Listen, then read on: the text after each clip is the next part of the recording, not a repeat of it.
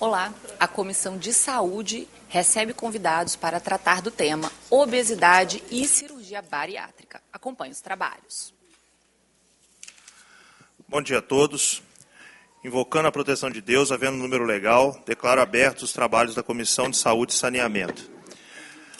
É um prazer muito grande hoje presidir mais essa sessão extraordinária da nossa Comissão de Saúde e com convidados tão importantes como vocês três, na verdade vocês cinco, né, para discutir um tema tão central quanto é a obesidade no Brasil e no mundo.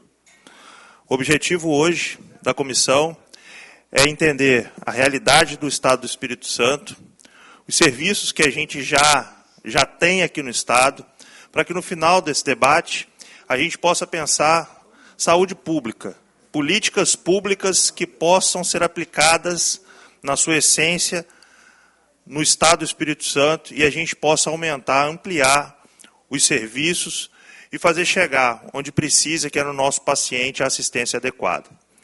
Eu tenho a satisfação de conhecer os três colegas médicos que estão aqui hoje, doutor Gustavo, doutor Geliano, doutor André.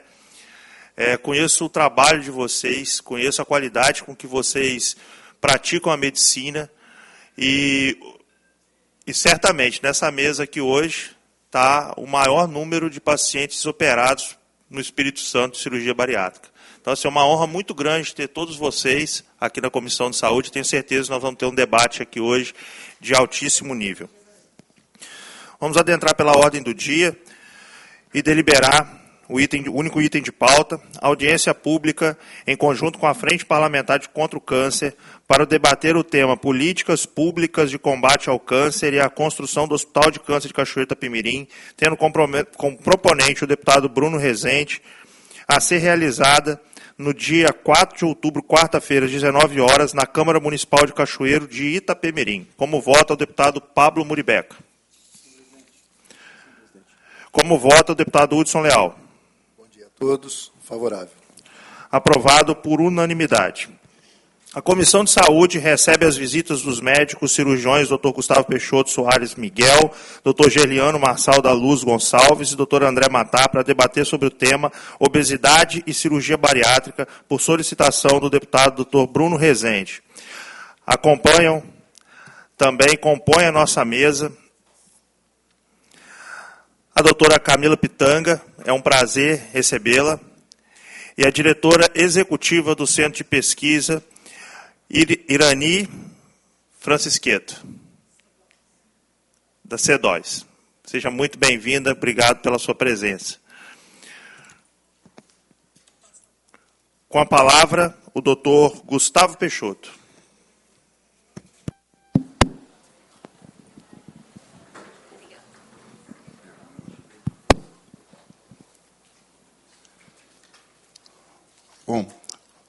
Bom dia a todos.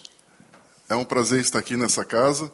Doutor Bruno, gostaria de iniciar te saudando como colega e como deputado que está fazendo um mandato tão atuante e trazendo um tema tão relevante para a discussão aqui nessa casa, dando oportunidade que profissionais coloquem o seu ponto de vista. Também o deputado Pablo Muribeca e o meu grande colega, anestesiologista, doutor Hudson Leal. Vamos falar um pouco, então, sobre a cirurgia bariátrica.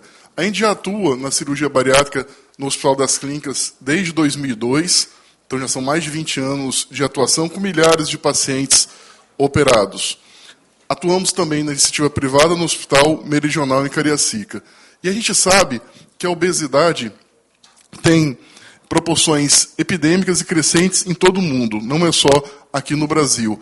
Acomete atualmente todas as faixas etárias e classes sociais e a maior parte da população americana já está com índice de massa corporal acima de 25. Então, o que é obesidade mórbida? Obesidade mórbida é quando o indivíduo tem o peso dividido pelo quadrado da altura superior a 40.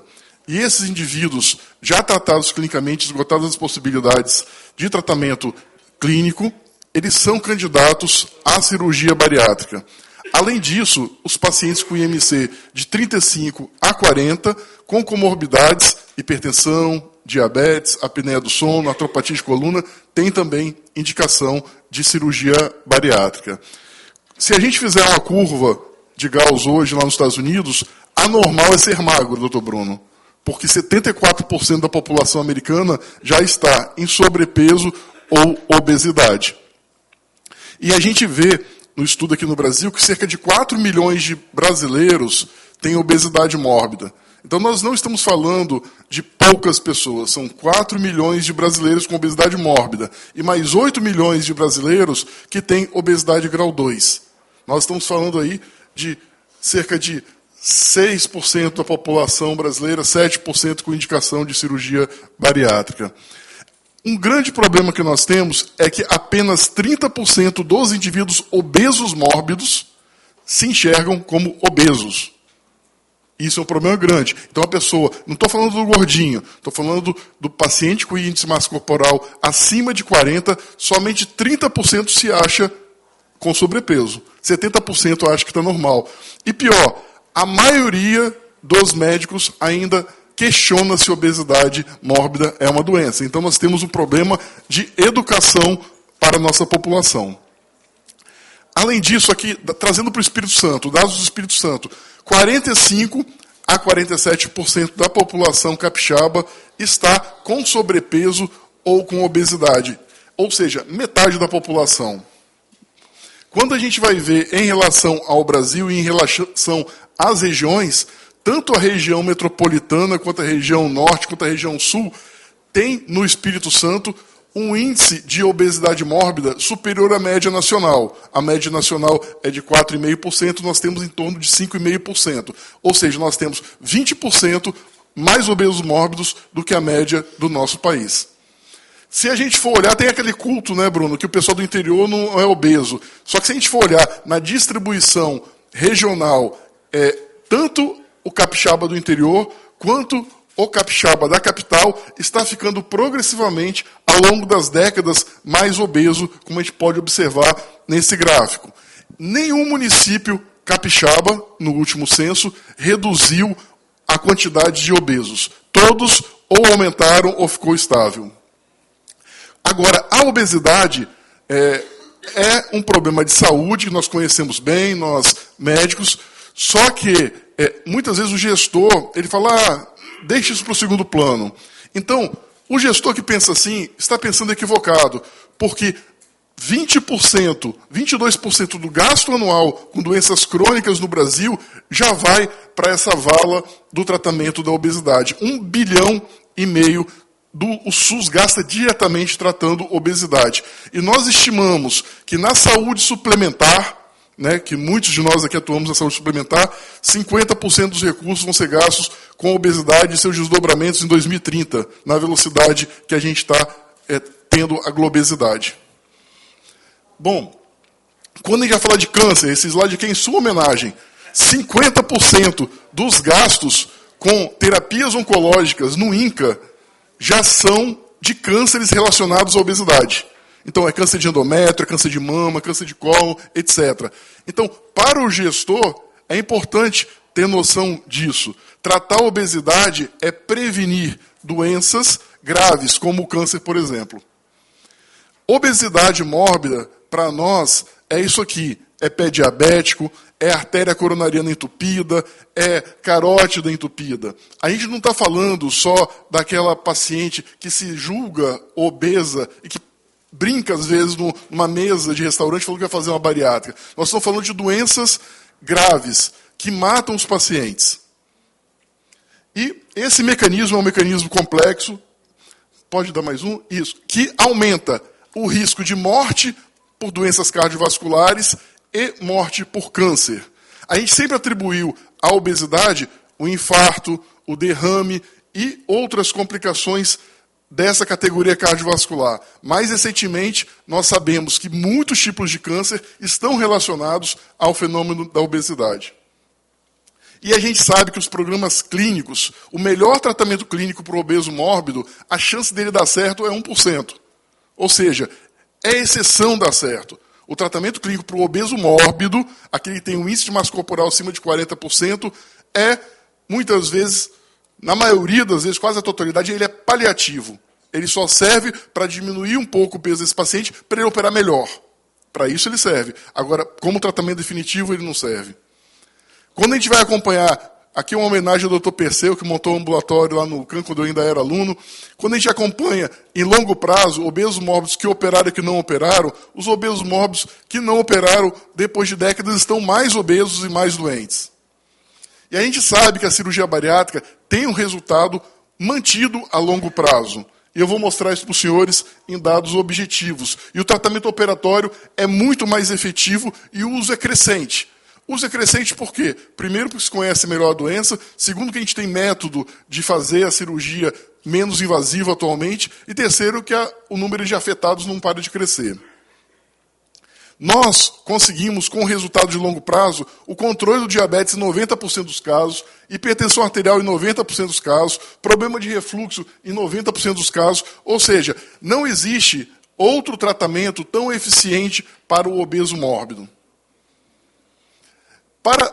Essa aí é uma puxadinha para o nosso lado do fígado, né? Esses pacientes obesos mórbidos, eles têm estetose hepática com grande frequência, muitas vezes já com fibrose hepática. Nós temos 84% de resolução da esteatose e 74% de resolução da fibrose hepática. Para quem não sabe, hoje, a esteatose hepática, a gordura do fígado, é a principal causa de cirrose hepática nos Estados Unidos e a principal causa de transplante de fígado nos Estados Unidos e de novas inscrições no Brasil. Hoje a gente inscreve mais doença hepática gordurosa do que qualquer outra etiologia. A cirurgia bariátrica reduz a morbidez e os gastos com a saúde pública. E nós podemos observar em diversos estudos a sobrevida dos pacientes. A sobrevida dos operados é sempre superior à dos não operados. Ou seja, quem tem um IMC superior a 40 não é uma opção muito inteligente não estar operado. Quando a gente vai ver sobre redução das doenças, reduz a doença coronariana em 56%, reduz a morte por diabetes em 92% e as mortes por câncer em 60%. A cirurgia bariátrica pode reduzir em 25% qualquer tipo de câncer, em 41% os cânceres em mulheres relacionados à obesidade. Então, já citei o principal, que é o câncer de endométrio, mas também cólon, fígado, pâncreas, etc. E um fato muito interessante, nos pacientes obesos mórbidos operados que têm câncer, a mortalidade é metade dos obesos mórbidos não operados. Porque nós sabemos, né, Hudson e Bruno, a dificuldade de tratar um obeso mórbido cirurgicamente, no pós-operatório, etc. Próximo. Se a gente for avaliar em todos os quesitos relacionados ao câncer, quem fez cirurgia bariátrica teve menos câncer de todos os tipos, se recuperou mais rápido do câncer e teve a cura mais frequente. Próximo. Isso tem vários mecanismos. Um é a questão do shape para ser operado, do performance. E outro que a resistência insulínica controlada diminui a recidiva do câncer em longo prazo, como nós sabemos. Se a gente for ver a mortalidade, um grupo, esse estudo aqui ele foi interrompido por questões éticas. Um grupo de pacientes operados e não operados foi acompanhado. E 0,6% dos operados morreram em 5 anos. Dos não operados, 6,17%.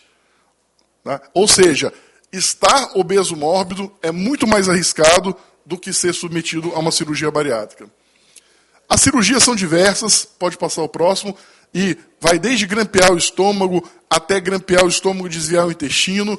Isso a gente vai fazer de forma customizada, pode passar o próximo, de acordo com várias doenças. A gente vai botar, vai estratificar. O paciente tem diabetes, ele tem refluxo. Se tem refluxo, o sleeve não é uma boa opção. Se tem diabetes, o bypass é melhor, e por aí vai.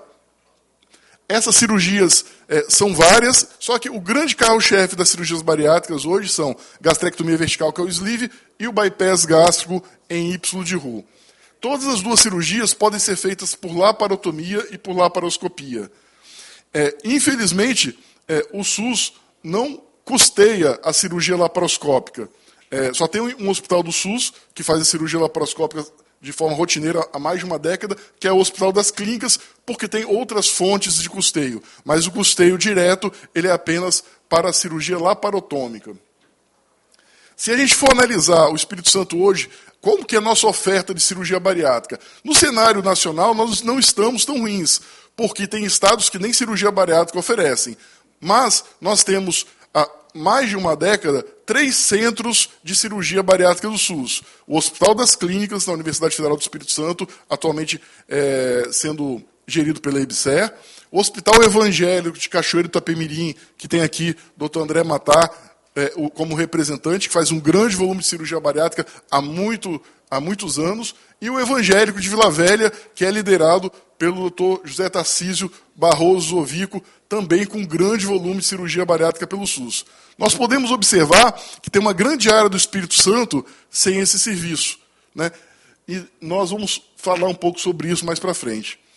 Pode ir adiante. Outra questão, gente. Os obesos mórbidos do SUS, eles são diferentes. Se a gente que atua tanto na iniciativa pública quanto privada, o IMC médio lá no Hospital das Clínicas é acima de 50. Ou seja, nós tratamos, a miúde, super obesos. Temos aqui exemplo de paciente com IMC 89. Né?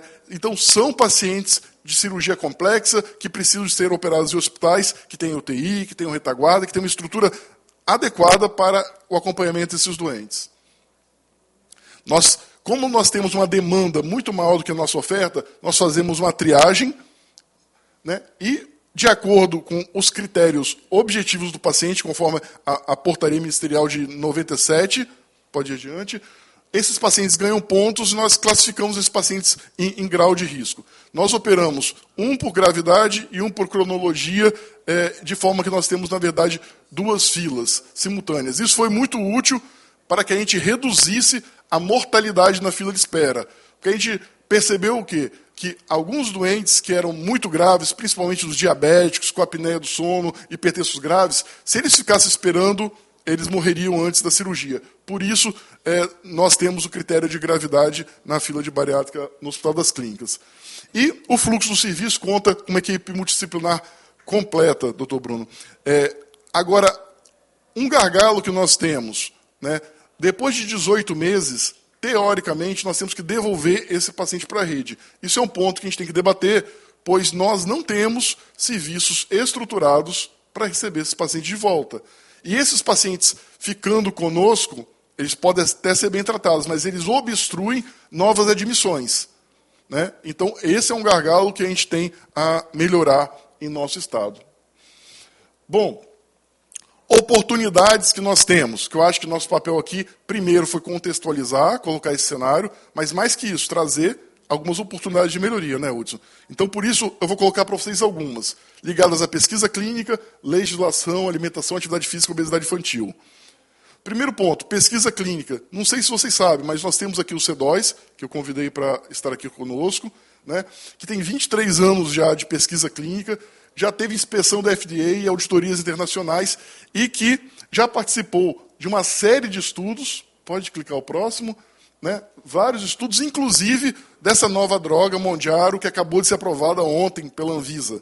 Né? Pode clicar adiante. Então, nós não vamos vencer a epidemia de obesidade com cirurgia bariátrica. Nós não vamos. Né? Não dá para operar todo mundo. Nós temos que reverter isso de outra forma. Nós vamos ter que reverter isso investindo em pesquisa, né, de novas drogas, novas modalidades de tratamento, e temos que reforçar cada vez mais a necessidade disso. Além disso, nós estamos atrasados em legislações. Isso cabe aos senhores. Por exemplo, em Lisboa, as cantinas estão proibidas de oferecer fast food.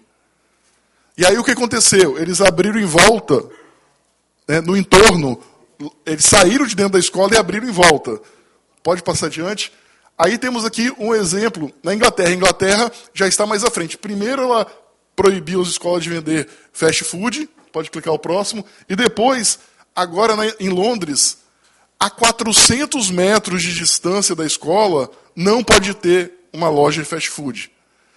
Pare e pense, senhores, a maior escola particular de Vila Velha tem do lado do McDonald's. A escola particular de Vitória, do lado tem quem?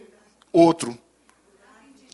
Então assim, gente, tem um estudo que a gente viu no Congresso Mundial, que é o mapa de escolas, né, grandes do mundo e o mapa de redes de fast food. Eles vão lá e vendem um brindezinho, um bonequinho com lanchinho. Isso está causando o adoecimento de nossas crianças. E às vezes vai aparecer algum radical falando, mas as crianças têm direito de optar se come ou não. Tá, uma criança de 8 anos de idade, ela vai escolher se come maçã ou McDonald's? Né? Daqui a pouco vou falar que essa criança tem direito de escolher também se fuma ou não, se bebe ou não. Né? Então, existem algumas populações que têm que ser protegidas. Em Florianópolis já tem lei municipal que proíbe lanchonete de escola de vender. Pode ir adiante. São Paulo em 2021 já proibiu a rede própria de ter alimentos que tenham gordura trans acima de 0,2 gramas por porção. Né? Pode clicar adiante. No Rio de Janeiro, agora, essa fresquinha é de julho de 2023. O Rio de Janeiro também proibiu a venda de alimentos ultraprocessados em escolas municipais e nas escolas privadas. Tá? Então, nós temos, sim, como favorecer leis que combatam a obesidade na raiz, nas nossas crianças. Porque a chance de uma criança obesa ser o adulto obeso é praticamente 100%. Porque o hábito dele de vida, o hábito dele alimentar, está sendo cultivado desde a sua primeira infância. Bom, além disso, nós temos questões ligadas à atividade física. Quando a gente fala de atividade física, a gente já pensa em grandes esportistas. Não é de grande esportista que eu estou falando de atividade física básica. Pequenas caminhadas, nós temos aí academias populares, mas que tem que ser cada vez mais incentivado o seu uso. E transporte público. Né? Você vai para alguns outros locais, a pessoa anda para pegar um metrô, anda de volta para casa. E em locais onde você não tem isso de forma adequada, você vai sempre entrar no carro e vai de carro, se você tiver carro. Né? Se não tiver, vai às vezes de carona numa moto, né? Ou vai tentar usar outro tipo de locomoção. A gente precisa de colocar a atividade física no nosso dia a dia. 2.000 passos por dia, que é uma distância muito pequena, já reduz a chance de infarto 50%. 2.000 passos. Então a gente tem que educar a população a um andar tem que subir de escada, não tem que subir de elevador. Isso é atividade física básica, né? Botar isso de forma populacional, não apenas de forma pontual. Na cirurgia bariátrica, especificamente, vou aproveitar meus colegas aqui para a gente poder debater mais sobre isso. Primeiro, nós temos que ter um cadastro da população obesa. Nós temos uma população que é 5%, mas que consome 50% dos gastos com câncer. Nós temos uma população que corresponde a 5% e nós não sabemos quem elas são, quem essas pessoas são, onde elas estão. Nós temos que ter um cadastro como a maioria dos países que está conseguindo reverter a situação da obesidade mórbida tem um cadastro para poder oferecer tratamentos a essas pessoas. E oferecer tratamento não é só a cirurgia bariátrica, mas também a cirurgia bariátrica. Pode ser drogas. Essas novas drogas que estão chegando fazem o paciente perder 10%, 15% do peso. Essa última agora vai chegar a 20%, 25%, né, do peso. Outra questão que nós já tentamos, eu, Tarcísio e o doutor André Matar, várias vezes, unificar a fila de espera. Né? Nós temos pacientes cadastrados nas 3 filas. Muitas vezes a gente vai chamar um paciente, ele já foi operado lá em Cachoeiro. Ótimo, a gente fica feliz. Mas ele ficou ali contaminando aquela fila. Então o gestor, enquanto não tiver essa unificação das filas, vai ter essa dificuldade. Só que nós temos que unificar a fila num trabalho que não pode ser um trabalho atropelado de a partir de agora está unificada. Não, nós temos pacientes cadastrados, nós temos que pegar esses pacientes antigos, né, André, e consolidá-los já dentro da fila. E se o paciente estiver cadastrado em 2, 3 filas, que ele escolha qual que ele quer continuar. Né? Pelo CPF isso é muito fácil. Nós precisamos de um programa de cirurgia bariátrica na região norte e na região nordeste. Eu sei que já tem algumas tratativas, principalmente em São Mateus, mas isso precisa sair do papel e ser colocado em prática. Porque enquanto os pacientes não estiverem sendo operados e cuidados de forma regular, é como se não tivesse. Né? Às vezes a gente vai falar com algum gestor e fala, não, isso já está resolvido. Tá, mas a gente está ouvindo que isso já está resolvido tem 3 anos e nenhum paciente foi operado. Nós precisamos de um outro programa de cirurgia bariátrica aqui na região metropolitana. Né? Nós temos ali atrás o Dr. Guilherme Moitim, que é professor da Santa Casa. A Santa Casa de Vitória tem uma estrutura gigante, tem UTI, tem tudo, tem todas as condições para poder oferecer cirurgia bariátrica. Repito, nós não vamos conseguir vencer a epidemia da obesidade com cirurgia bariátrica. Só que o número de cirurgia bariátrica que nós estamos fazendo está muito inferior à necessidade da população capixaba. Nós temos 5% da população capixaba obesa mórbida. Não são 3 cirurgiões que vão conseguir resolver essa fila de espera, esse problema. Nós precisamos de mais serviços para poder oferecer isso para a população. Nós precisamos de um centro, doutor Bruno, de tratamento multidisciplinar do pós-operatório, de preferência um na região metropolitana, um na norte e um na sul, onde a gente possa enviar esse paciente e ele ser tratado de forma holística. Porque hoje, o que falam? Ah, não, a nutricionista é do município. O endócrino, ele é especialista, é do Estado. Né? E aí, sabe o que acontece? Esse paciente não tem acesso ao tratamento que precisa. Nós precisamos ter uma equipe mínima, com um endocrinologista ou um médico de família bem treinado em obesidade, né, mas preferencialmente endocrinologista, e a equipe de apoio, psicólogo, nutricionista, etc. Nós precisamos incentivar a bariátrica vídeo no SUS. Quando a gente vai ver o custo de sala, né, a taxa de sala, a bariátrica vídeo tem um custo maior. Mas se você for avaliar que em um mês o paciente da vídeo volta a trabalhar, o da aberta são 3 meses, que você praticamente não tem hernia incisional, na cirurgia aberta você tem hernia incisional, que você praticamente não tem infecção de sítio cirúrgico, na aberta você tem infecção de sítio cirúrgico. Quando você vai ver o que você gastou com o INSS, e quando você vê o pior, que a cirurgia aberta tem a mortalidade 4 vezes maior, não faz sentido a gente estar em 2023 ainda fazendo cirurgia aberta. Né? A gente sabe que isso vai ter um custo inicial alto, que isso não vai ser feito de uma hora para outra, mas gradualmente a gente tem que começar a progredir para o que a ciência tem de melhor para os nossos pacientes, porque isso é autossustentável e vai desonerar o Estado em outras atribuições. E precisamos das cirurgias plásticas reparadoras. Nós sabemos que um paciente como aquele de 89 de IMC, ele sai lá de 250 quilos e vai para 100 quilos, ele perde 150, ele tem uma dificuldade extrema de fazer sua higiene pessoal, ele tem dificuldade extrema de conseguir se locomover. Né? A gente precisa de oferecer cirurgia plástica reparadora para esses pacientes que ficam muito sequelados após o emagrecimento. Bom, era isso que eu tinha para colocar como abertura inicial e fico à disposição para nós debatermos. Presidente. Eu vou conferir a palavra ao deputado Hudson Leal, que vai ter que se retirar daqui a pouco para suas considerações. Na sequência, a gente vai ouvir o doutor André Mataro, o doutor Geliano. Primeiro, eu quero parabenizar o Gustavo, meu colega, e pedir desculpa aos dois que vão apresentar, porque tem um compromisso médico, um colega pediu para ajudar na indução de uma criança agora. Olha só, Gustavo, muito boa a sua palestra, te conheço, nós temos a oportunidade de trabalhar junto. Em relação a... Você sabe disso, que a demanda de... A gente sabe que tem muitos jovens que estão com problema de... virou uma... Como diz o outro, você olhar aqui, você bate o olho como médico, você identifica um monte de pessoas que estão com sobrepeso, é muito. Inclusive eu, se for fazer os cálculos, sobrepeso está a maioria da população. E pacientes jovens, principalmente sexo feminino, lógico que tem a questão de risco que você colocou, que querem fazer por laparoscopia. O Hospital das Clínicas é o único que tem, eu não sei se lá onde vocês... É difícil, porque tem um custo, você consegue fazer esse custo.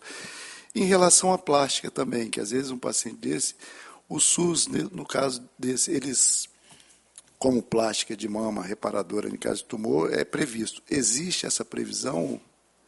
Algum dos hospitais fazem? Faz, ótimo. Faz no Hospital das Clínicas? Mas num volume muito abaixo do que seria necessário.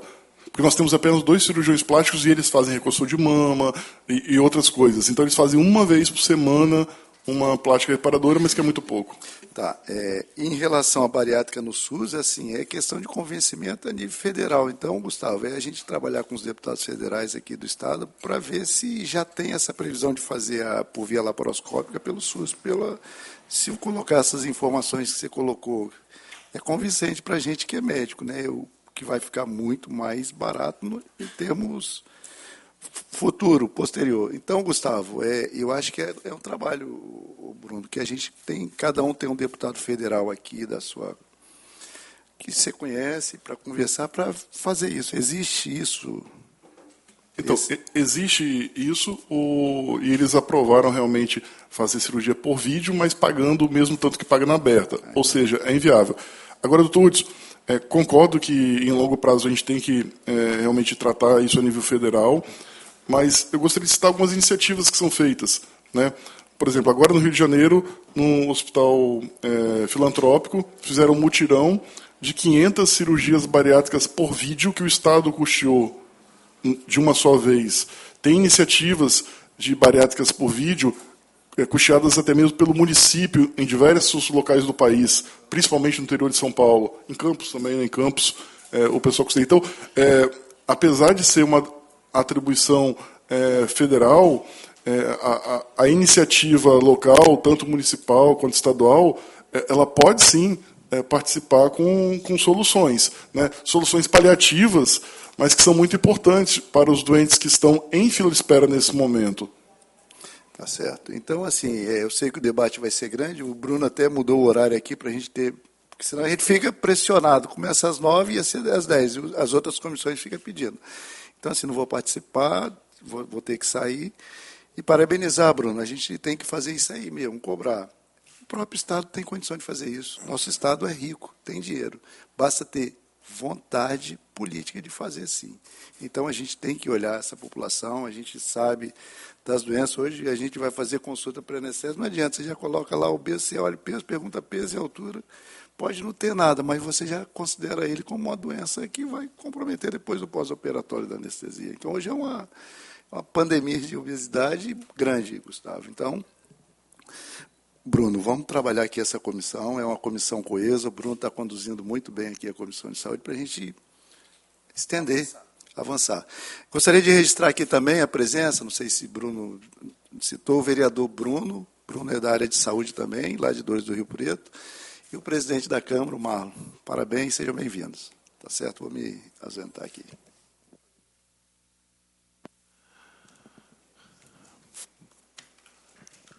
Nós vamos seguir com a discussão, mas eu vou também citar a presença de outros participantes que nos honram hoje com a sua presença. Dr. Guilherme Moutinho, muito prazer. Vou te convidar para sentar aqui à frente com a gente também, se você que puder. O Bruno Viana, nosso vereador, como o Hudson acabou de citar, de Dores do Rio Preto. O Marlon, que também o acompanha, vereador, presidente da Câmara de Dores do Rio Preto. A Camila Gasparini, secretária executiva. Jocely Rocha, de Atílio Viváqua. Nossa vereadora Sandra Torres.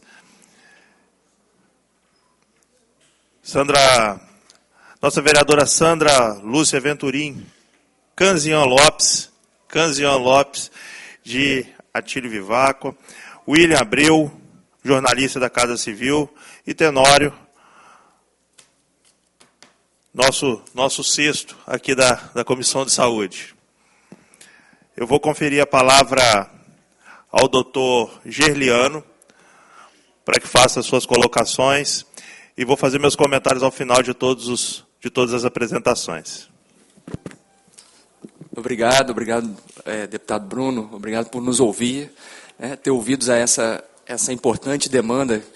Em junho, eu o procurei para a gente te provocar, para a gente poder mostrar que a obesidade era uma doença, e isso eu acho que é o mais importante dessa reunião, nós entendermos que o gordinho da turma ele não deve ser ovacionado, não deve ser motivo de chacota, na verdade ele está doente. Então, universalizar o termo de obesidade como doença, isso é importante. Tem CID, tem tratamento, e tem prevenção, e tem acompanhamento. Parabenizar também ao Dr. Gustavo Peixoto, que falou muito bem aqui sobre a cirurgia bariátrica, sobre todo o universo do tratamento da obesidade, isso foi muito bem explanado aqui. E a gente precisa entender que a obesidade ela serve como ponte para diversas patologias. e algumas não foram citadas, por exemplo, até infertilidade, que muita gente não sabe, infertilidade, síndrome do ovário policístico, hipertensão, como já foi falado, refluxo, apneia do sono, artropatia de joelho, de quadril, de coluna, e isso gera uma demanda econômica e também de outras especialidades enorme.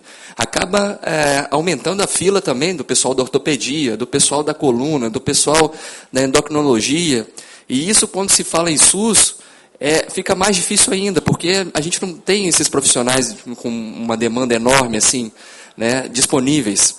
Os dados apresentados pelo Dr. Gustavo Peixoto foram ótimos, mas a gente tem que chamar a atenção que 90% das cirurgias bariátricas hoje elas são realizadas na iniciativa privada e não na iniciativa pública. Também chamar a atenção que no Estado nós temos uma fila de praticamente 7 mil pessoas esperando cirurgia bariátrica. E dessas 7 mil estão na fila. Imaginem as que têm a indicação, como o doutor disse, 5,5% da população capixaba, que não estão na fila. Então, a demanda é enorme, nós estamos falando de uma parcela da população muito grande. Chamar a atenção de vocês também que investir em obesidade é exatamente esse termo, é um investimento em saúde que você faz, porque você prevenindo, tratando e acompanhando a obesidade, você acaba tratando outras doenças que vêm acompanhadas com ela. Então, acaba que isso, no início, você tem uma demanda econômica, um investimento, um custo, como o doutor Gustavo falou, mas no final das contas, no longo prazo, a gente tem também, na verdade, uma economia em saúde. Né? Nós temos economia.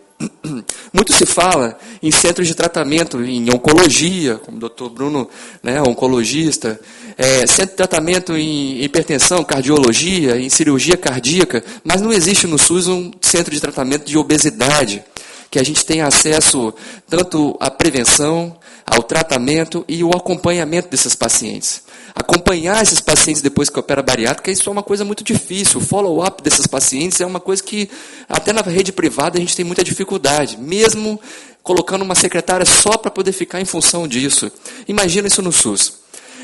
As vitaminas são caras, a suplementação proteica é cara, o acesso à atividade física, profissionais que demandam isso, que ensinam a população a fazer atividade física, isso é muito difícil.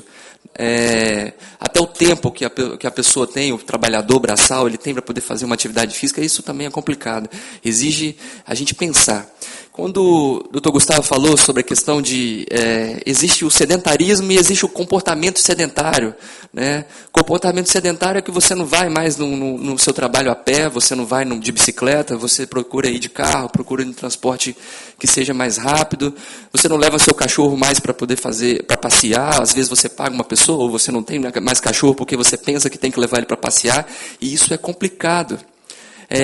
A gente precisa de políticas que ensinem as pessoas, as crianças, a combater principalmente, né, e inicialmente o comportamento sedentário, depois o sedentarismo, a questão da alimentação. Então a gente precisa de envolver uma equipe multidisciplinar em função disso.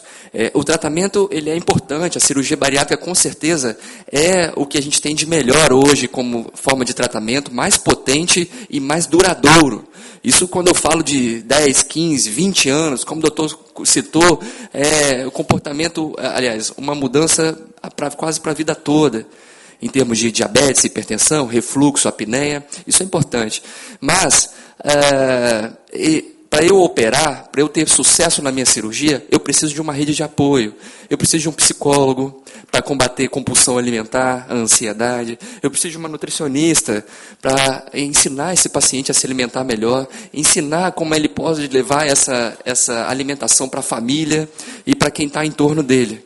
Então, vale a pena a gente discutir, a gente levar todas essas considerações para casa e tentar juntar as forças, unir para que a gente aumente a oferta tanto do tratamento da obesidade quanto da cirurgia bariátrica no nosso estado. E talvez a gente sirva de exemplo para o resto do país. Tá? Muito obrigado, doutor Bruno. Muito obrigado por estar aqui. Tá? Eu agradeço muito esse convite e por ter me ouvido, né, numa reunião que a gente teve alguns meses atrás. Tá? Obrigado.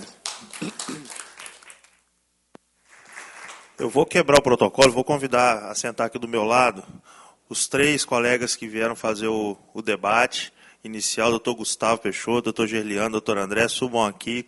Nós vamos ter outros colegas que estão presentes também, que vão participar do debate. Tá bom? Vocês podem, por favor, fiquem aqui perto de mim, que já vi que nós vamos ter que arregaçar a manga, daqui a pouco tirar o blazer para poder construir essa política pública juntos, viu, Gustavo? Vocês não vão achar que o trabalho hoje foi só desmarcar o consultório e vir para cá não, Gerliano, gastar gasolina, porque o trabalho não vai parar agora não. Tá? Eu estou vendo que nós vamos ter que ter um segmento disso. E até para você, foi muito curioso, porque a demanda por essa sessão ela apareceu, né, de várias pontas. E quando a gente foi construir, Gerliano, e nós tivemos uma reunião lá atrás, você talvez tenha sido o primeiro colega que me procurou na época para poder falar sobre isso, logo depois o Gustavo me procurou, o André, a gente já conversa sobre isso há anos, né, André? André é o colega que eu tenho o prazer de compartilhar o mesmo hospital, nós trabalhamos juntos no hospital evangélico, então, disse, olha, nós vamos ter que ter essa visão múltipla na comissão, ouvir todos os colegas, seja da iniciativa privada, seja do filantrópico, seja do público, para que a gente possa construir uma saúde tendo várias visões diferentes, não uma visão unilateral. Né? Então, o objetivo aqui hoje é realmente construir juntos, construir em múltiplas mãos. Mas, no final, a gente tem que ter aquele alvo. Gustavo me perguntou, Bruno, você quer uma aula, uma apresentação do que é obesidade, o que é cirurgia bariátrica, uma aula teórica? Eu falei, não, Gustavo, isso aí nós vamos discutir só em congresso. Né? Aqui a gente tem que ter o conceito básico, claro, sim, que você apresentou muito bem, mas eu adorei o final da aula. Né? Onde estão nossos gargalos e onde a gente precisa trabalhar para construir uma política pública. Aí Gustavo falou, Bruno, então vamos botar mais tempo para todos nós pensarmos sobre isso e construirmos esse projeto juntos. E valeu muito a pena a espera para que a gente possa ter realmente aqui uma construção. Carol chegou, Caroline Calfa, Pitanga, colega, nutróloga, conselheira do CRM, mais uma vez, né, Carol? Carol já participa de outro grupo de trabalho, nós, e aí é que eu vou chegar no ponto, Gustavo. A minha visão, talvez que eu trago para a Comissão de Saúde, é essa visão técnica aplicada à prática das políticas públicas. Então, tudo que a gente faz aqui, no final, gera indicações para o Estado, gera grupo de estudos que vão confeccionar projetos de lei, que vão tramitar na casa, e nós temos mais de 200 indicações já no meu mandato, mais de uma dúzia de projetos de lei tramitando na casa. Então, é um mandato político, mais associado a uma técnica e a razoabilidade que se traduz na aplicabilidade do projeto depois. Tá certo? Eu tenho certeza que hoje nós vamos conseguir fazer isso de uma maneira muito bacana. Eu vou conferir a palavra ao meu amigo, colega, doutor André Matar.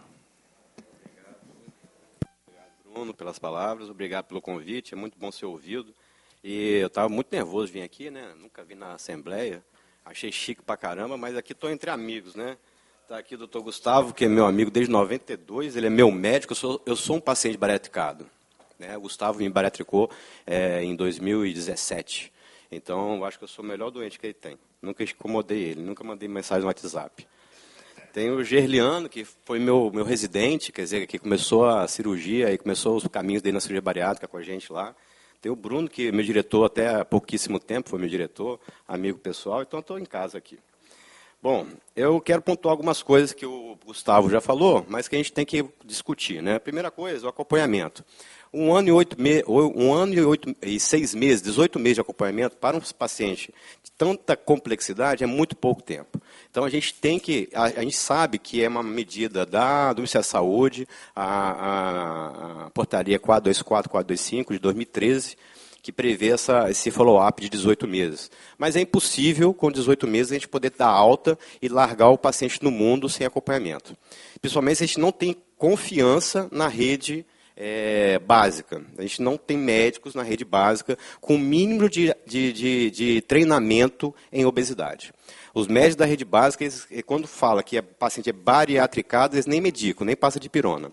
Então, assim, existe um estudo que, assim, médicos da rede básica não têm treinamento mínimo de 6 horas em obesidade, muito menos em pós-operatória cirurgia bariátrica. Então, a gente tem que formar esses médicos com workshops, com o centro de referência, para poder fazer esse acompanhamento. E a gente pensa em, no mínimo, 3 anos de acompanhamento no serviço. É claro que o serviço de cirurgia bariátrica, se não tiver alta o paciente, forma-se uma bolha que explode. Okay? Então, a gente tem que dar alta para esses pacientes para poder não sobrecarregar o sistema e dar a oportunidade de outros doentes entrar no sistema.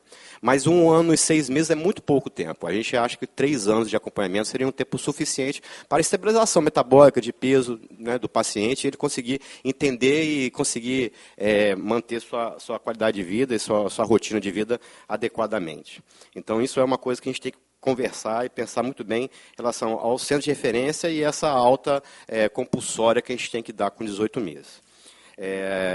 A segunda coisa que eu coloquei aqui é o centro de referência de tratamento de obesidade de cirurgia bariátrica no norte e noroeste do estado. Gente, é muito sacrificante para um paciente de São Mateus pegar um ônibus, ir para Cachoeira de Itapemirim, fazer uma consulta comigo e voltar para casa.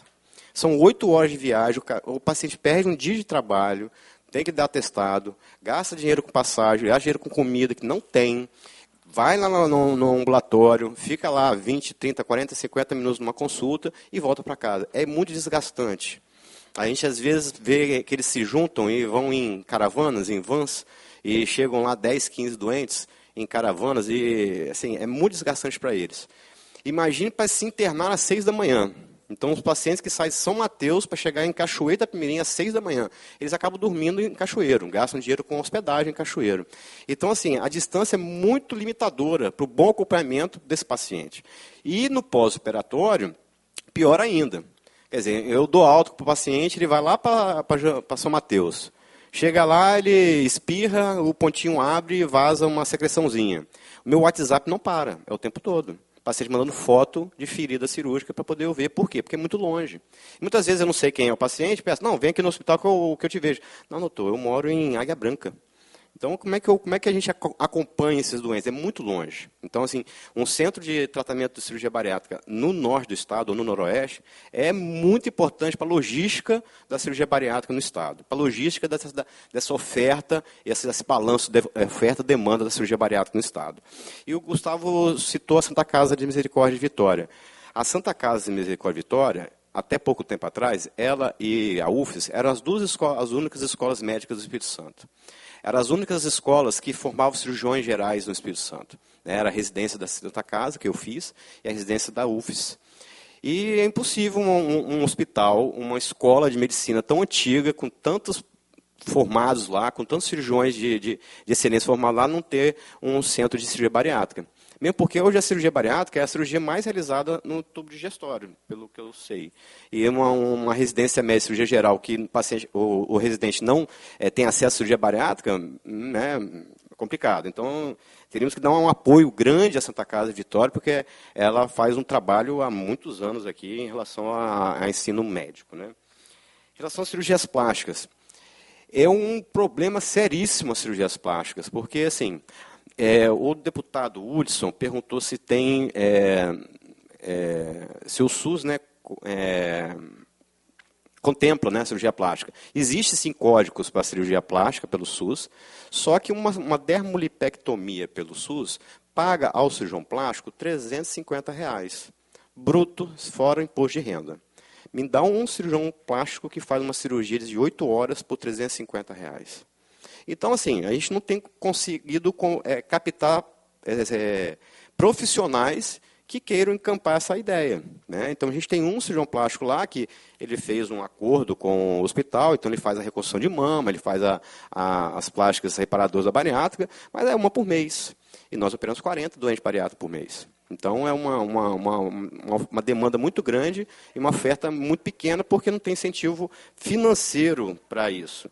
Aí, no caso, é outra questão de política pública. De repente, formar centros de referência de cirurgia plásticas reparadoras, que pode ser na capital, pode ser na região metropolitana, que tem mais profissionais, que também no interior a gente tem pouco profissional especializado. Então, dentro da região metropolitana, tem um centro de cirurgia reparadora, com profissionais contratados pelo Estado para fazer esse tipo de cirurgia. Não vejo nenhum problema em relação a isso. Tá? em relação à lista única, né, a fila única. Isso para planejamento estratégico e para estatística de demanda, oferta de cirurgias é crucial. Quer dizer, não tem como. O Gerlen falou que tem 7 mil pacientes aguardando. A gente não sabe. Porque está todo mundo embolado na fila do Evangelho de Vila Velha, Cachoeira e nas clínicas. Então a gente não sabe realmente qual o tamanho dessa fila e quanto a gente tem que ofertar para esse pessoal. Então, assim, uma fila única, de preferência regulada pelo Estado, via CISREG, que seja, né? Porque a gente teria um planejamento melhor da oferta e da demanda. Além disso, a gente evita certos constrangimentos, né? Porque tem sempre um parente, um primo, um vereador que pede, um deputado que pede, né? Para poder atender um paciente, aí atende o paciente na frente dos outros, aí os outros lá falam, que reclama, que atendeu na frente, porque não sei o quê, e a gente é acusado de facilitação. E facilitação é crime, né? Então, a gente facilitar o acesso de um paciente ao SUS é crime, deu cadeia lá em Curitiba. Não é isso? Deu cadeia. Então, assim, uma regulação independente, o hospital não precisando se autogerenciar nessa regulação, seria importantíssimo, tanto para a transparência do processo, quanto para o planejamento estratégico de toda uma política pública de combate e tratamento da obesidade. Tá?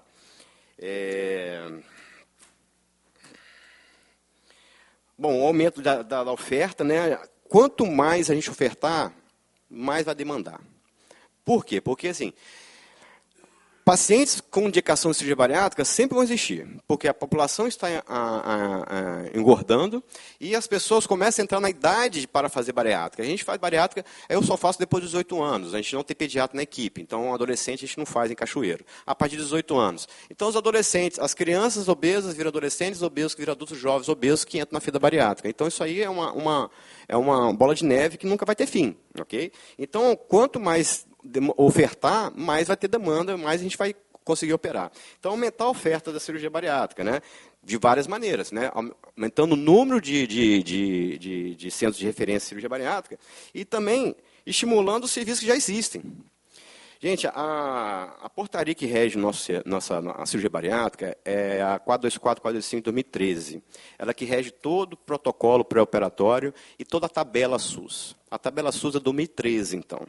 Então, nós estamos hoje trabalhando, os hospitais estão trabalhando uma tabela de 2013. Só de comparação aqui, eu botei a inflação acumulada de 2013 para cá é 77%. A inflação médica, que conta medicamentos, exames, internação, é mais de 140%. Ou seja, o hospital recebe a mesma tabela que 2013, só que gasta 1,5 a mais de custos hospitalares. Então, o hospital cada vez mais endividado, cada vez mais difícil. Às vezes, falta material, falta fio, falta grampeador, a gente às vezes não consegue operar. Então, assim, tem que dar um incentivo para o hospital. Incentivo estrutural. Vamos aumentar o número de leitos, tem que comprar cama para 300 quilos, cadeira para 300 quilos, balanço para 300 quilos. Então, assim, tem que dar, que a gente consegue através de emendas parlamentares, muitas vezes material, mas o custeio do hospital, a gente tem que ter um jeito no contrato, melhorar esse custeio, porque o hospital acaba trabalhando muito degolado com essa tabela de 2013, e próprio cirurgião, tá? Falando por mim, tá? Quer dizer, a mesma quantidade de cirurgias eu fazia em 2013, a mesma quantidade eu faço hoje. O mesmo valor eu ganho desde 2013, hoje não paga minhas contas, eu tenho que dar plantão em UTI para poder bancar o resto da despesa. Quer dizer, eu perco meu tempo de um especialista, dando plantão num UTI, que podia ser um médico generalista, em vez de estar dedicado exclusivamente à cirurgia bariátrica. Então, assim, esse incentivo financeiro para poder aumentar a oferta é muito importante também. Tá? Bom, queria finalizar falando que a obesidade fomentar, que já falaram, né, que a obesidade é a maior pandemia de doença não transmissível do século, já existente. Né? Então, assim, obesidade é sim doença, a gente tem que evitar a glamorização da obesidade. Nas redes sociais aí, a gente tem visto uma glamorização, uma história de gordofobia e tal. Não, gordofobia não, é doença, vamos tratar como doença. E lembrar que a cirurgia bariátrica, eu tive uma paciente muito sábia que ela falou comigo, a obesidade é a doença que aleja. E a gente não pensa nisso. Né? Agradecer e se tiver mais alguma consideração, estou à disposição. André, o sentimento acho que é basicamente o mesmo dos três colegas que apresentaram. Nós vamos abrir agora para discussão. Já chegou até, inclusive, uma pergunta aqui para mim, de alguém da plateia, acho que é a Sandra, e da acompanhante dela, perguntando sobre a cirurgia reparadora, que chegou a informação de que ela só é feita para pacientes que têm hérnia incisional. Acho que é uma informação equivocada. Não, né? É o seguinte, os pacientes que têm hérnia incisional têm uma doença que requer uma urgência cirúrgica maior do que a cirurgia plástica, ok? Então, os pacientes que têm uma hérnia incisional, eles têm uma prioridade em relação à cirurgia plástica, não é que só feita nos pacientes da cirurgia que têm hérnia. Mas já que o paciente tem hérnia incisional, ele tem uma doença que tem uma urgência maior, tá, do que uma cirurgia plástica, então eles têm prioridades. Outra coisa importante, o Bruno, o Gustavo faz já há algum tempo, lá nas clínicas, uma regulação de prioridades em relação à cirurgia bariátrica e a gente tem feito lá mais em relação à cirurgia plástica. Na bariátrica, a gente tenta também, quando a gente vê um paciente um pouco maior e tal, a gente tenta dar uma agilidade, mas não sei se existe alguma regulamentação em relação a essas prioridades da cirurgia bariátrica. Se o paciente que tem mais comorbidades, né, uma pontuação, isso não sei se é regulamentado, que se não for, seria muito interessante, para a gente poder responder isso com mais assertividade, entendeu? Porque eu priorizo os pacientes que têm hérnia incisional para a cirurgia plástica, porque eles têm uma doença a mais. Agora, não sei se tem uma legislação em relação a isso. Se não tiver, a gente podia pensar muito seriamente nisso. Muito bem. Bom, eu vou fazer só alguns comentários. Por favor, Carol.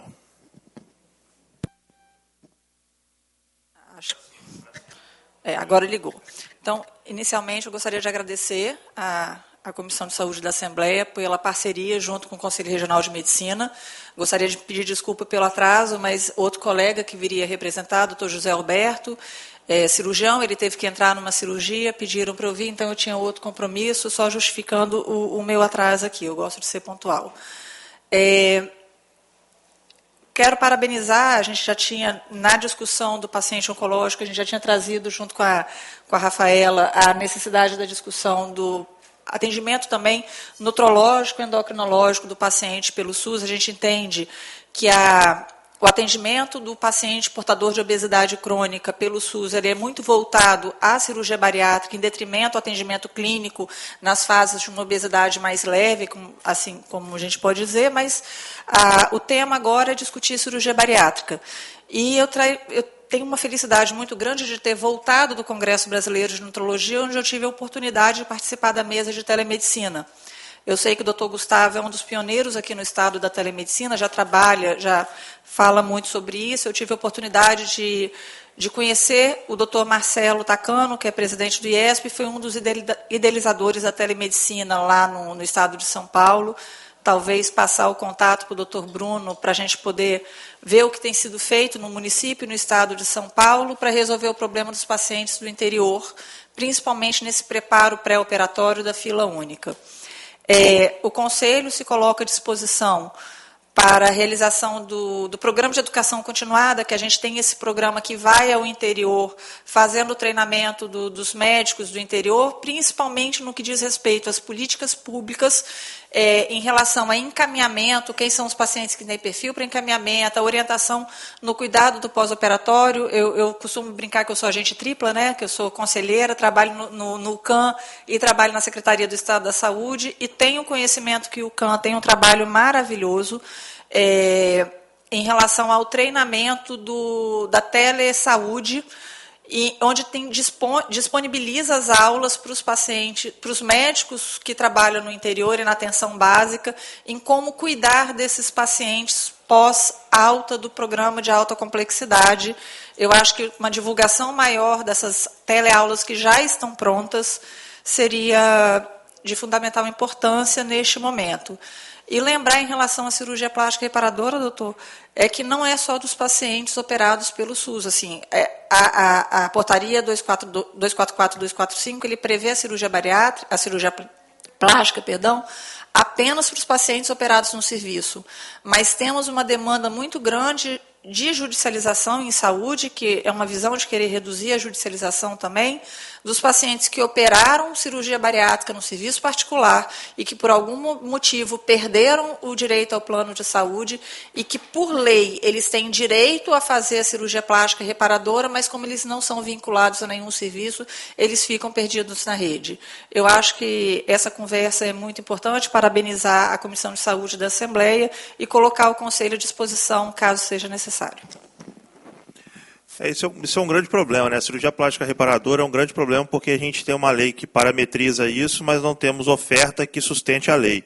Então acaba virando uma lei de cabide, porque a oferta e a própria lei, elas são incompatíveis, o que favorece, por motivos óbvios, a judicialização. Ou seja, a oferta acaba acontecendo num valor muito mais alto e onerando o Estado que deveria oferecer o serviço de maneira automática, baseado na própria lei criada.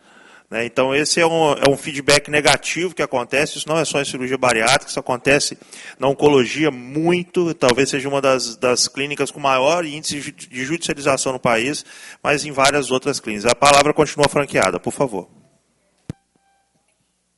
Funcionando. Bom dia a todos, quero agradecer ao Bruno pelo convite, a recepção, doutor Gustavo, por estender o convite também. Eu acho que, assim, hoje o tema aqui, obesidade e cirurgia bariátrica, eu tenho história longa com a bariátrica, desde a época de estudante, e muita coisa importante foi falada aqui em relação às comorbidades, tudo que a obesidade representa. Hoje, as principais causas de mortalidade é doença cardiovascular e câncer, e a obesidade está intimamente ligada a essas duas doenças. E, como o doutor Gustavo colocou, infelizmente, hoje a cirurgia bariátrica não consegue suprir a demanda. Primeiro, porque a gente nem leva em consideração, que uma pequena parcela desses pacientes chegam nessa fila. E os que estão na fila estão aí há 1 ano e meio, 2 anos de espera. Então, hoje a gente tem uma população que 53%, isso hoje, está acima do peso, 20%, cerca de 20% já no nível de obesidade, e a projeção é que isso aumente a cada ano, enfim. A gente tem uma projeção aí que a obesidade não vai parar de crescer. Então, eu não sou cirurgiã, eu sou endocrinologista. Então, além de trabalhar em cirurgia bariátrica, em equipe de cirurgia bariátrica e receber esses pacientes, eu também tenho a visão desses pacientes que não conseguem operar, esses pacientes que estão na fila, e dos pacientes que realmente não têm indicação, como o Carol falou, os obesos com grau inferior ou sobrepeso. E o que a gente está fazendo com esses pacientes? Então, a gente tem dados que mostram que esses pacientes que se encontram em fila de bariátrica, não só questão de aumentar a mortalidade, existem estudos que mostram a taxa de mortalidade em pacientes que estão em fila de bariátrica, mas não só mortalidade, morbidade também. Então, o que a gente vê é que esses pacientes que estão na fila de espera ou que não têm oportunidade de fazer a cirurgia, eles aumentam a morbidade também. Então, é aquele paciente que piora ou aparece doenças crônicas, diabetes, hipertensão, câncer e etc. E hoje eu vim também não só como endocrinologista, mas vim representando também, junto com a doutora Irani aqui, que é a diretora do centro, o C2, que é um centro de pesquisa, e como o Gustavo bem colocou, a gente quer trazer para a discussão que a pesquisa clínica ela pode vir como uma via complementar justamente para esses pacientes que estão na fila de espera ou que não vão fazer bariátrica, o paciente sobrepeso, que isso pode não só desafogar, mas a gente pode trazer grandes oportunidades para esse paciente. Então, é trazer essa visão para o serviço público, que a pesquisa clínica ela pode ser uma via complementar ao que o serviço público faz. Então, a gente tem grandes exemplos de países como a Argentina, a Grã-Bretanha, que já usa a pesquisa clínica como uma via complementar e assistencial ao serviço público. Obrigada. Sim. A palavra continua franqueada. Na sequência, a vereadora Sandra quer fazer uma pergunta para o grupo. Bom dia a todos. Obrigada pela oportunidade de estar aqui. Camila, através do deputado, me convidou como para falar um pouco sobre o nosso papel no Estado com pesquisa clínica. E, depois de ouvir todos os problemas, né, que todos vocês compartilharam, a pergunta que me fica é o seguinte: por que nós... Vamos falar da Mounjaro, uma droga nova que foi aprovada agora. Ela, na verdade, foi aprovada em dezembro nos Estados Unidos. É a droga com maior poder hoje para redução de peso. E nós desenvolvemos aqui há 6 anos. Nós participamos do desenvolvimento da Mounjaro, como uma série de outras drogas que agora não vem ao caso. E a pergunta que me vem é: por que nós não conseguimos estreitar os laços para ter acesso a esses pacientes? Porque, como Camila colocou, a gente sabe que esse paciente na fila de espera, ele vai ter aumento de comorbidades ou agravamento, e existe uma taxa maior, como o Gustavo já mostrou, de mortalidade desses pacientes. Se nós temos aqui, dentro do Estado, um processo que participa do desenvolvimento internacional de grandes moléculas, das drogas mais inovadoras, não só em obesidade, nós trabalhamos em multi-áreas. Nós precisamos, então, conversar um pouco por que a gente não está conseguindo dar oportunidade a esses pacientes que estão na fila. Quer dizer, não são todos, obviamente, isso é um processo científico, então existe um desenho, existem critérios de inclusão, de exclusão, é um ambiente fechado, mas um pequeno número, ou um número, depende do que a gente tiver acesso e das oportunidades, podem estar são vidas humanas, eu sempre penso nisso, são vidas humanas que vão estar sendo protegidas. E num ambiente que nem nós, podendo acessar planos de saúde privados, vamos ter muitas vezes. Porque o ambiente científico, ele trabalha com o ambiente padrão ouro. E nisso nós estamos falando de acompanhamento quinzenal, mensal, semanal, o que for importante para aquela doença. Ele vai receber, ele vai fazer acompanhamento de exames que vão todos os dias para o exterior, para laboratórios centrais que são considerados padrão ouro. Eles vão estar recebendo drogas inovadoras e, mesmo caso eles estejam num desenho científico, que exista um grupo comparador que não use a droga ativa que está sendo pesquisada, ele vai estar recebendo orientações de atividade para mudança de estilo de vida, ele tem acesso a academias, ele tem acesso a nutricionista, ele está totalmente... E isso faz o quê? Que esse paciente possa reduzir até 10%, ou seja, qualquer redução de peso desse paciente, ela é válida num processo como esse, quando a gente já tem pacientes, às vezes, tão graves. Então, qual é o nosso maior problema? Nós temos muita dificuldade de ter acesso a esses pacientes. Nós temos muita dificuldade, o deputado Bruno, para poder... abrir, mesmo quando a gente vai aos serviços públicos, tem pessoas, às vezes, muito abertas, com vontade, mas não sabem qual é o caminho para poder encaminhar esses pacientes, ou se podem encaminhar esses pacientes. Lógico, quando vem direto de um profissional, né, como os cirurgiões que estão aí, é autonomia clara e plena de um profissional encaminhar o paciente para onde, o senhor sabe disso também, para onde ele acha que o paciente vai estar melhor naquele momento. Então, qualquer profissional pode encaminhar para o C2, para um projeto de pesquisa que esteja aberto, esse paciente. E eu garanto que esse paciente vai estar recebendo o que de melhor ele pode durante esse período em que ele vai estar. É lógico, esse projeto tem uma data para começar, tem uma data para encerrar, e, nesse momento, o paciente ele precisa retornar, muitas vezes, para o sistema público. Ele retorna de qualquer jeito? Lógico que não.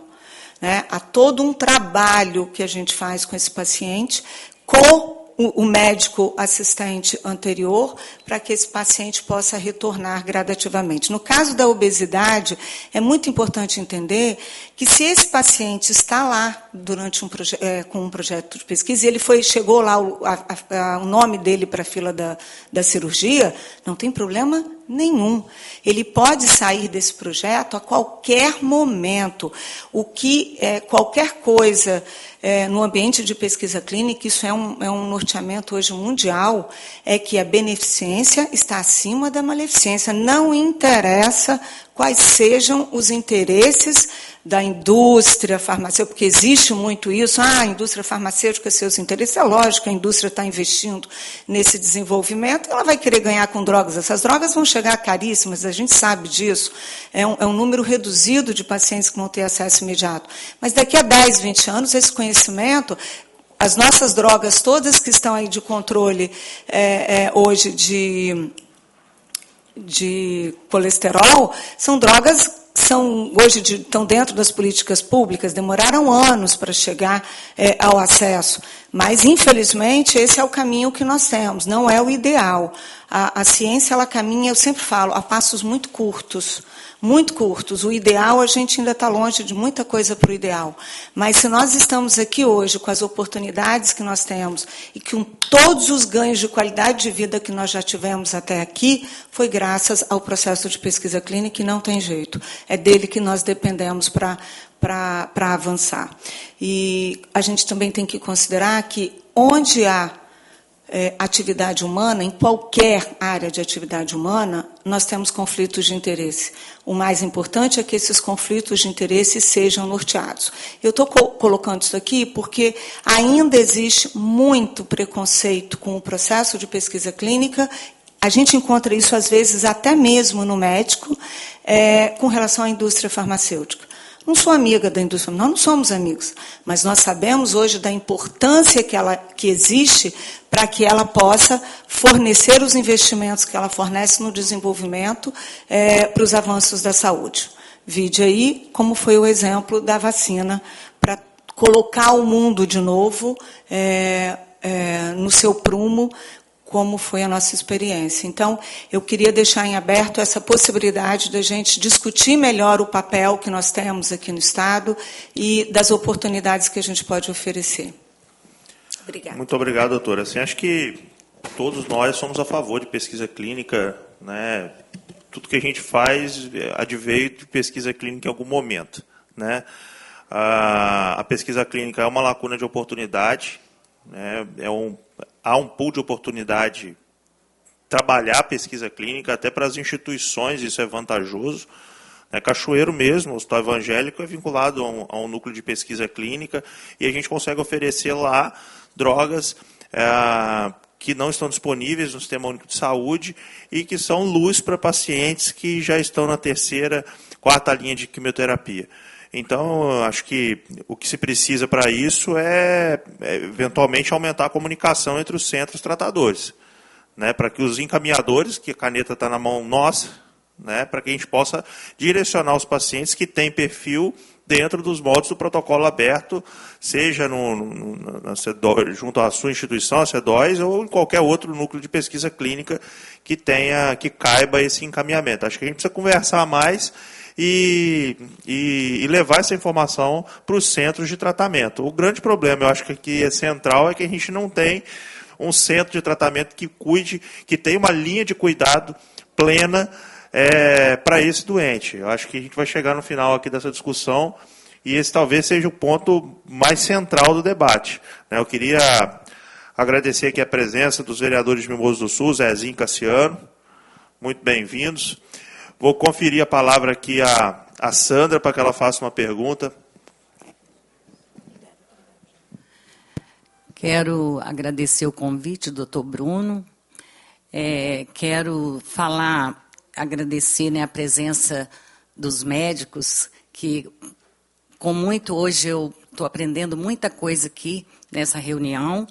E o doutor Giliano, que explicou muito bem, o doutor Gustavo Peixoto, e o doutor André Matá, que é de Cachoeira de Itapemirim, tem muitos de Atílio Vivaco que faz bariátrica lá, e a gente só tem te agradecer pelo seu carinho com o nosso povo, que é uma cidade vizinha, né? E hoje eu estou aqui com a paciente que ela foi operada em 2004, e ela precisa do trabalho, eu tenho acompanhado, ela não dorme à noite de dor, precisando, muita dor no braço, e a gente vê, assim, muita dificuldade. Eu entendo a situação, igual, né, o doutor André explicou aí, que eu entendo, o médico ganha muito pouco. Igual ele precisa ir para uma UTI, tem que ser mais... Eu peço ao doutor Bruno, que hoje está fazendo um excelente trabalho aqui nessa Câmara dos Deputados, que veja esses lados, tanto do médico quanto, né, desses pacientes, que precisa de ganhar o pão de cada dia para cuidar da família. Ela tem filho, não tem condição de pagar a cirurgia. Hoje eu estou aqui para pedir ao doutor para ele nos mostrar um caminho de uma universidade para poder... Ela não pede nem para tirar da barriga, nem da perna, porque se ela, né, mostrar, que vocês vão ver, ela só pede para tirar do braço, porque é a situação, tem que tomar remédio para dormir à noite de tanta dor. Então, é isso que eu vim parabenizar vocês, gostei muito da reunião e peço essa ajuda, com muito carinho aí, que é um ser humano, né, sentindo dor, e vocês lidam com vidas, e sei que merece também ter o seu êxito, né, igual foi falado aí, do ganhar muito pouco, né. Então, muito obrigada, doutor, e espero aí com carinho a resposta dos representantes também.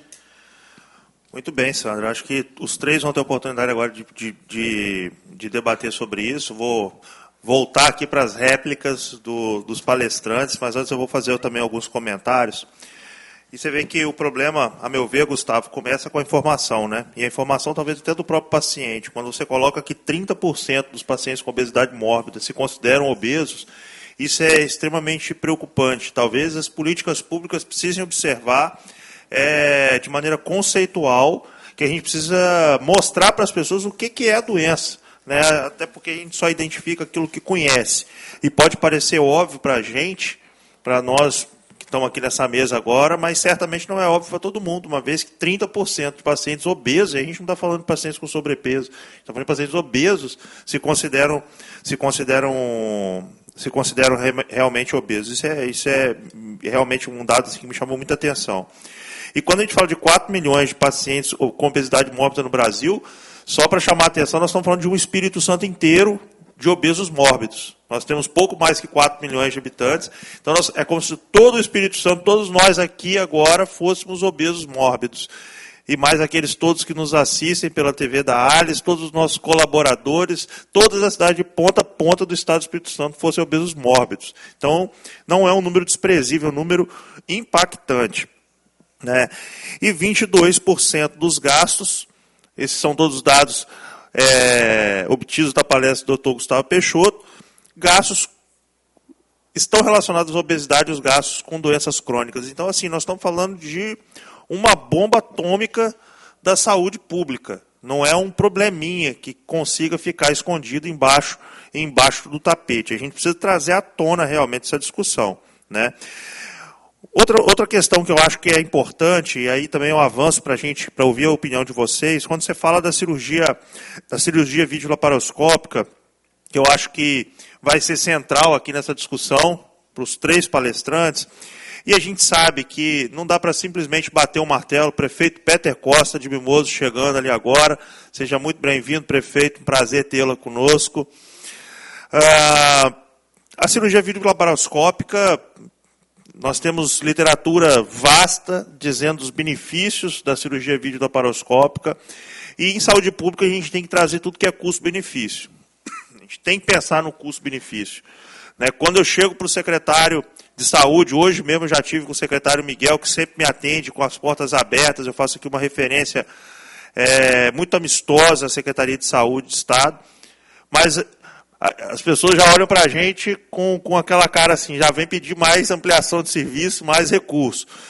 E é como eu disse para o secretário e para o subsecretário ontem, dessa comissão não sai aumento de custo, sai economia de gasto, Porque quando a gente usa o dinheiro da maneira correta e em saúde pública, quando se aplica isso na base, isso não é gasto. Isso é investimento e economia de recurso a médio e longo prazo.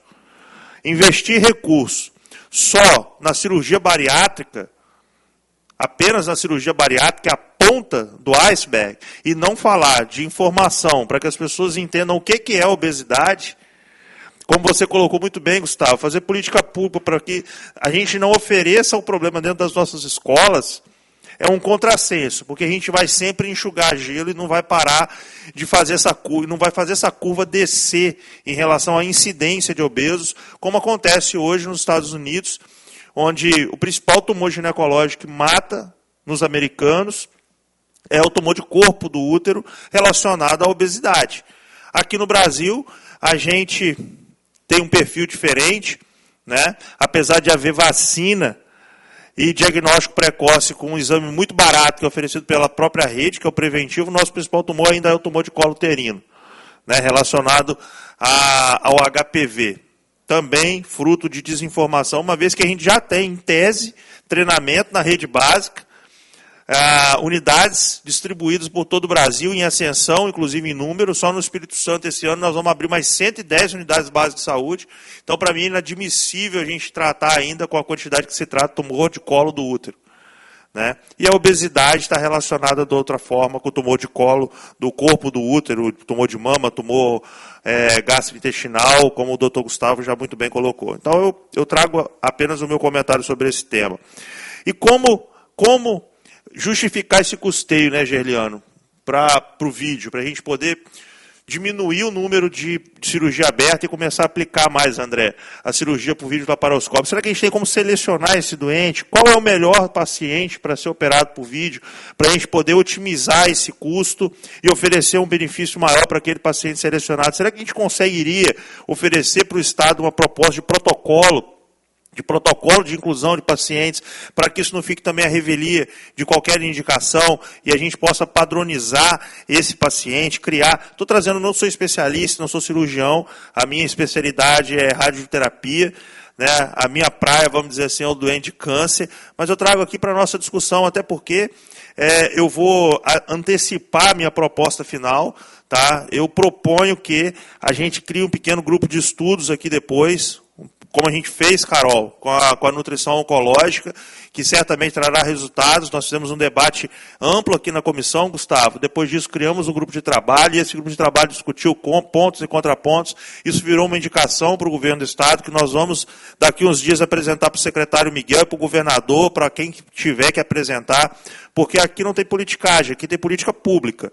Então, por isso, aqui, o que sai desse grupo não é o que apenas o Bruno Rezende acha. Nós estamos aqui com pessoas qualificadas, pessoas com todas as linhas de pensamento, para que a gente possa construir uma política, como eu te falei no telefone, Gustavo, que seja aplicável. Tá certo? A gente não está pensando no utópico, nós estamos pensando no aplicável, tem que ser real, tem que ser palpável, né? Então, já vou conferir, André, a palavra a você e ao Gustavo e ao Gerliano para comentar tudo que eu estou dizendo aqui, mas só com relação, para concluir o raciocínio, os gargalos da rede, né, esse paciente pós-operatório, como a Sandra muito bem colocou, né, a gente tem que pensar que esse paciente tem que ter vida depois. Né, não é só aumentar a sobrevida, é dar dignidade. A gente quer aumentar a sobrevida, mas de uma maneira digna. Então, o paciente não conseguir trabalhar porque não conseguiu a cirurgia reparadora, isso é um contrassenso, é uma falta é uma falta dessa linha de cuidado na sua plenitude. A gente tira o paciente da urgência, mas depois penaliza esse paciente, dizendo, não, agora você vai ter que ficar aqui escondido em casa, porque seu braço está caindo, a tua barriga está caindo, e você não consegue fazer higiene pessoal, você tem infecção de repetição, você não consegue ter um relacionamento saudável com o teu marido, e isso impacta diretamente nas políticas, não só nas políticas sociais, mas na ajuda psicológica, inclusive, para essa família. A gente não quer ver famílias destruídas por causa disso. Então tem um contexto muito mais amplo do que simplesmente estar ali à frente do nosso bisturi. A gente tem que olhar esse paciente na íntegra. E como esse paciente vai viver depois, isso importa. Isso importa. Né? E o princípio que é o final, mas é o princípio. O Gerliano também já se coçou para comentar aqui do lado, ele vai ter oportunidade de falar. Eu sempre já repeti essa frase, acho que 1 milhão de vezes para os nossos parceiros, que eu entendo que são parceiros, né? Os poderes eles são parceiros uns dos outros, quando o objetivo é comum. Eu já repeti essa frase com relação a várias especialidades, Gustavo. Tudo que a gente está fazendo aqui, a construção da política pública, o que a gente olha quando pensa no início de construção de política pública? Qual é o volume de doente que eu vou alcançar com isso? Então, hoje, qual é a fila? E aí a gente se pega dizendo, correndo atrás do próprio rabo. Quando a gente tem 3 filas diferentes, a gente não sabe qual é a fila real, né? A fila real. E a gente tem fila hoje para tudo. A gente tem uma fila unificada para quase tudo no Espírito Santo. Por que ainda não temos uma fila unificada para cirurgia bariátrica? Isso não entra na minha cabeça. Isso não entra na minha cabeça. A gente precisa evoluir isso. Porque aí o camarada olha assim, como é que é a fila do Dr. Gustavo? Tem 1000 pacientes na fila do Dr. Gustavo, mas do Dr. André tem 800. Eu vou entrar nas duas, porque, né, qual que eu vou chamar primeiro? E aí eu tenho que despencar lá de Vila Pavão para poder ir para o André. Tá certo? Isso não faz sentido nenhum, isso onera, isso aumenta o absenteísmo de uma oferta que já é prejudicada.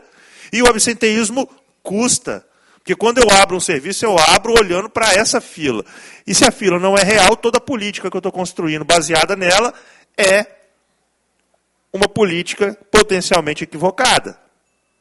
E aí, mais recurso público, e o ralo só vai tomando conta de tudo. E aí a gente entende por que a bariátrica está desde 2013 sendo desatualizada em relação a incrementos, atualização de tabela, André. E não é só a bariátrica. Quando eu vou para o Ministério da Saúde para poder reclamar da precificação dos procedimentos oncológicos, isso eu já faço há anos, sou especialista já há quase 10 anos, é como lá em Brasília, é aquele negócio, tem quem chora mais. Quem não chora não é visto. E quando eu digo meus colegas de especialidade, eu também sou diretor de especialidade, sou diretor da Sociedade Brasileira de Radioterapia, ainda com mandato vigente, e eu faço parte de um grupo de trabalho que discute exatamente isso, André. Chega em Brasília, o camarada olha para mim, rapaz, mas isso aqui, a ortopedia também está precisando de reajuste. Poxa, mas a endócrino também. Aí quando você vai ver todas as tabelas do SUS, elas estão todas desatualizadas, e algumas há 20 anos. Então, assim, a gente fica pensando como que o sistema se mantém diante de uma situação dessa. Em 2010, quando foi a última atualização da minha especialidade, Carol, 2010, o dólar custava em torno de 1,50. Hoje, nós temos dólar de R$5, e tudo na minha especialidade é em dólar. Só tem 2 produtoras, fabricantes no mundo. Europa. Como é que compra? Europa, Estados Unidos, tudo vem de lá. Então, fora a inflação, fora tudo, só o custo do dólar já destrói todo o mercado. Então, assim, como a gente vai fazer para poder entregar isso? Nós temos que ter solução. E aí eu lembro que São Paulo criou uma tabela diferenciada para o SUS agora, e o Espírito Santo já tem uma tabela diferenciada para o SUS há anos, que é o SUS Capixaba. Tá certo? Então, existem alguns procedimentos, a gente tem uma precificação diferente para MatMed, tá certo? Acabou de sair uma tabela diferenciada para neurocirurgia, para ortopedia, com algumas próteses. Então, assim, o Estado do Espírito Santo já faz um movimento no sentido de complementação de tabela, até porque o modelo ele é tripartite.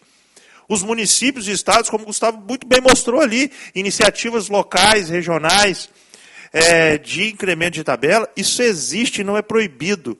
O município pode complementar, o estado pode complementar, a federação tem uma tabela basal do SUS, mas essas tabelas podem e devem ser discutidas de maneira local para que haja complementação.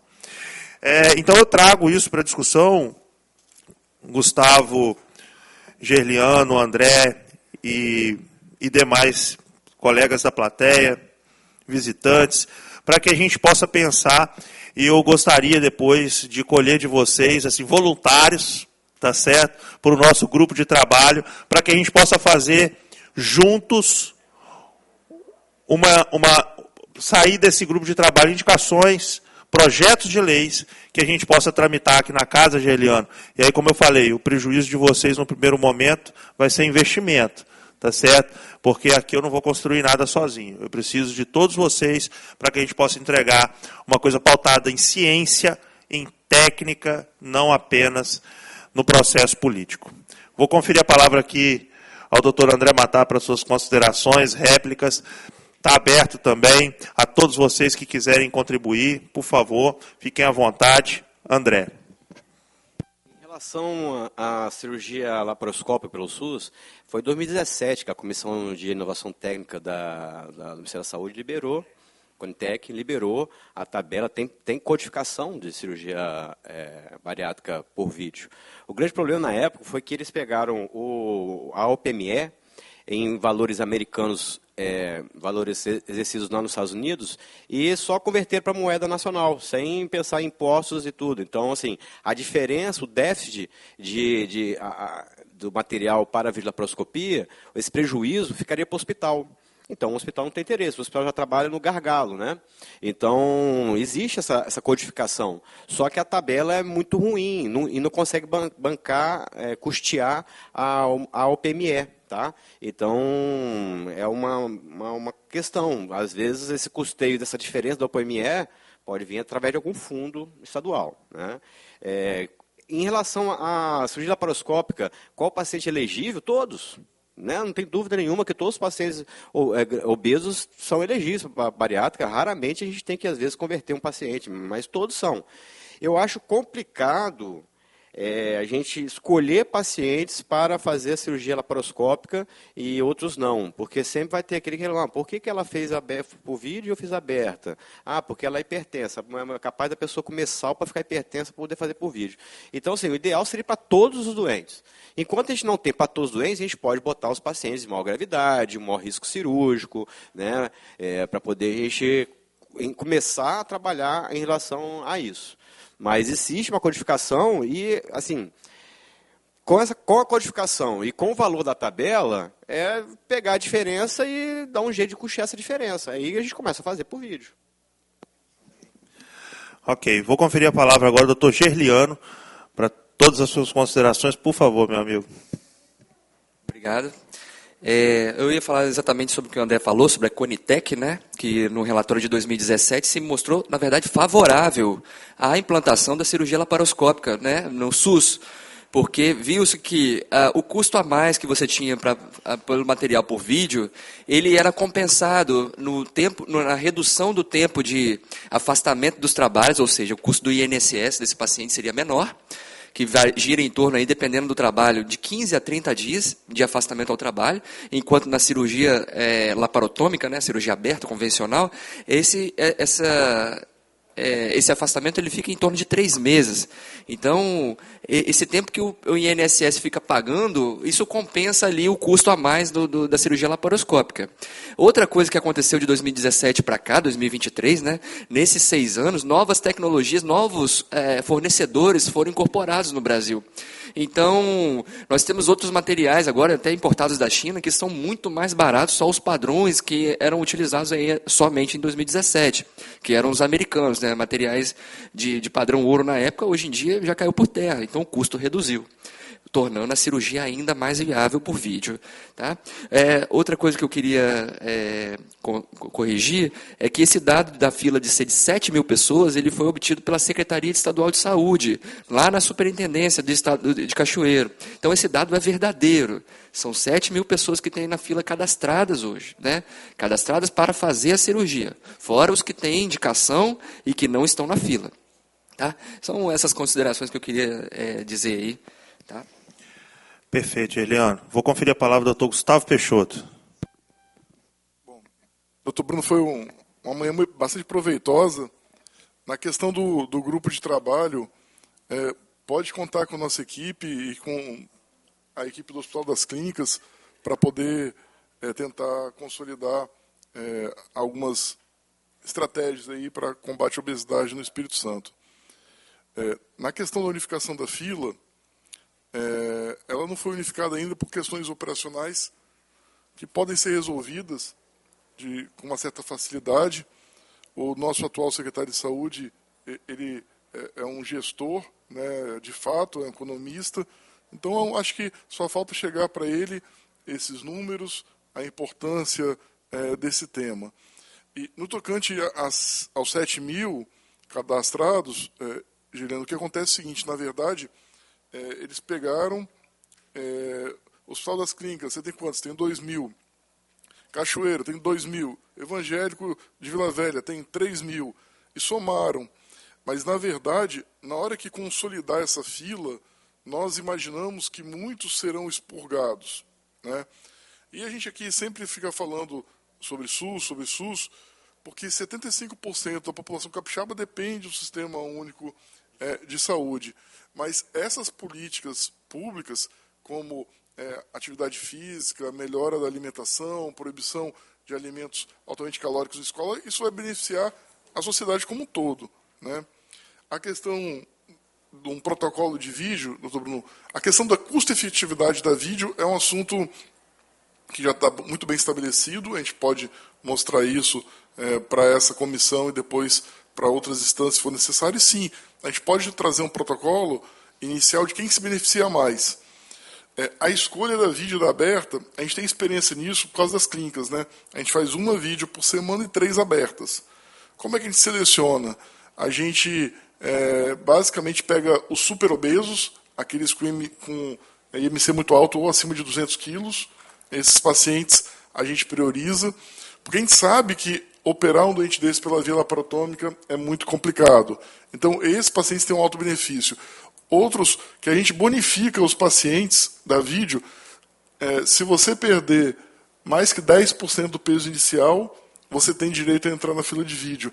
Então a gente usou isso como incentivo à perda de peso no período pré-operatório.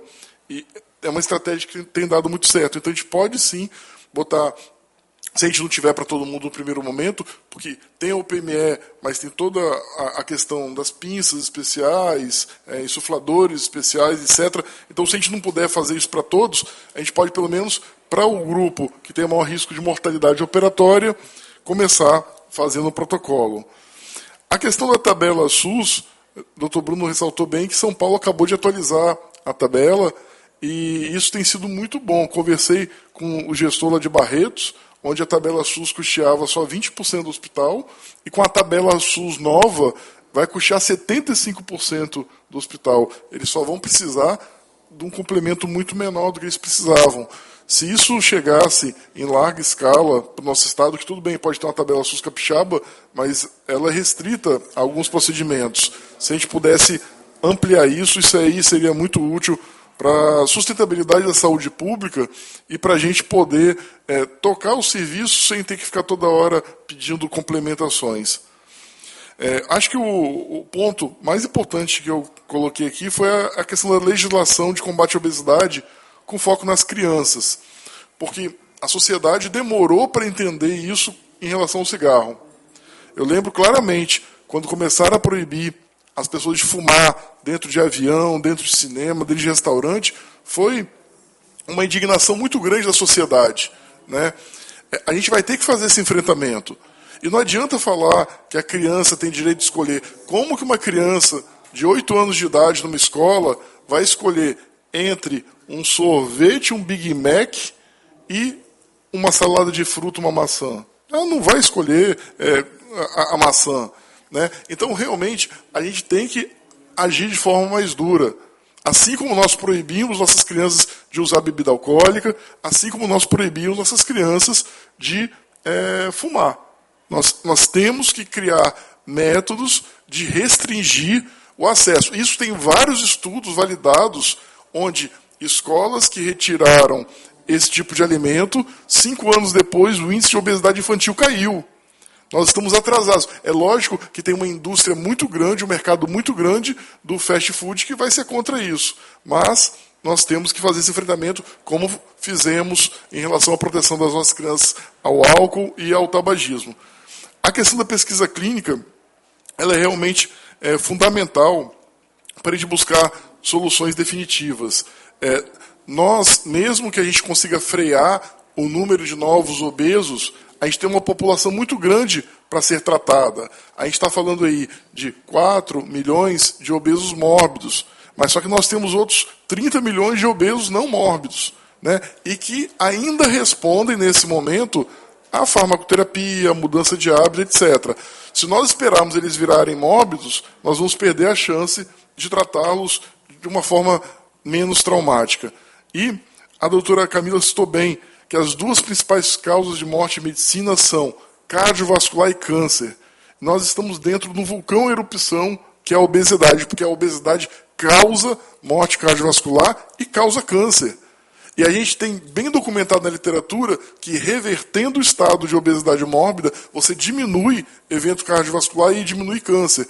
Então, eu, sinceramente, não sei o que o nosso país, o nosso estado, está esperando para fazer um enfrentamento mais agudo a esse grande problema de saúde pública. Perfeito. Acho que terminamos as nossas discussões. Doutor, quer fazer algum comentário? Oi. Bom dia a todos aí. Obrigado pelo convite. Primeira vez que eu venho aqui e a gente fica meio nervoso, só que quando a gente vê que todo mundo colega, a gente fica mais à vontade, né? Estou aqui com o doutor Gustavo, meu mentor em cirurgia bariátrica, né? E a doutora Carol, que me ensinou bastante coisa aí na parte de nutrologia do obeso, né? Então a gente fica mais à vontade de falar. Concordo plenamente com tudo que foi falado aqui. E complemento uma fala do doutor André, que o paciente sai de São Mateus para fazer a cirurgia lá em Cachoeiro, sendo que ele faz endoscopia aqui comigo na Santa Casa, dos exames pré-operatórios. Então, esse caminho tem que ser encurtado. E o paciente acorda meia-noite para pegar um ônibus, chegar na Santa Casa às 7 horas, para depois voltar para São Mateus, para depois ir para Cachoeiro para operar. Então, esse caminho tem que ser encurtado. O pessoal do CEDOS, para fazer os protocolos aí de tratamento medicamentoso, a gente sabe que aquele paciente que perde peso no pré-operatório, ele tem muito mais baixa taxa de complicação. Então, esses pacientes precisam ter acesso a esses medicamentos que controlam bem, faz emagrecer, diminui as complicações. E a gente falando aqui de cirurgia bariátrica, parece que é só o cirurgião, né? Não, é um time todo que está com a gente, nutrologia, endócrino, enfermeiro, psicólogo, todo mundo. E eu fiquei lá nas clínicas 2 anos, eu sei como que o protocolo lá funciona e funciona muito bem. A gente fez no meu ano lá, foram quase 200 cirurgias, né? E só tenho a agradecer a oportunidade de estar aqui com vocês. Obrigado. Muito bacana. Foi assim, uma experiência muito bacana essa discussão de hoje. Acho que, como eu disse, o trabalho não se encerra aqui, ele começa aqui. A partir disso, nós vamos criar mais um grupo, Carol. E você já está intimada, tá certo? Mais um grupo para a gente poder daqui pensar e construir essas políticas públicas e não ficar só no discurso aqui de hoje, tá certo? Que a gente possa traduzir isso realmente em dado real daqui a pouco. E depois que a gente estiver pronto para apresentar, eu me comprometo a fazer esse agendamento com o secretário Miguel, se necessário com o governador, tá certo? Para que a gente possa implementar aquilo que a gente está aqui discutindo e apresentando, tá certo? Eu vou agradecer a presença de todos vocês, tá certo? Gerliano, meu amigo, doutor Gustavo e André, obrigado pela presença, obrigado pelo tempo de todos vocês que se dedicaram a vir aqui hoje para poder ajudar aos capixabas a terem uma saúde que seja realmente mais digna na ponta. Tá certo? É uma honra fazer parte de uma mesa tão importante quanto essa. Eu conheço o trabalho de vocês 3 e os resultados de vocês 3, e assim dá orgulho saber que nós temos colegas cirurgiões com resultados tão importantes. Agora estou tendo a oportunidade de conhecer mais um colega, tá certo? Que certamente, vindo dos serviços que você falou, não tem como dar errado. E que a gente daqui a pouco possa ter o serviço implementado na nossa Santa Casa de Vitória. Eu coloco à disposição o nosso mandato para que a gente possa ajudar nisso também. Tá certo?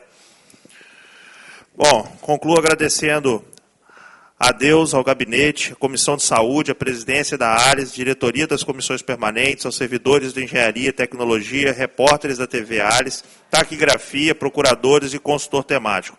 Nada mais havendo a tratar, declaro encerrados os trabalhos dessa comissão e convido os senhores membros para a próxima, que será extraordinária.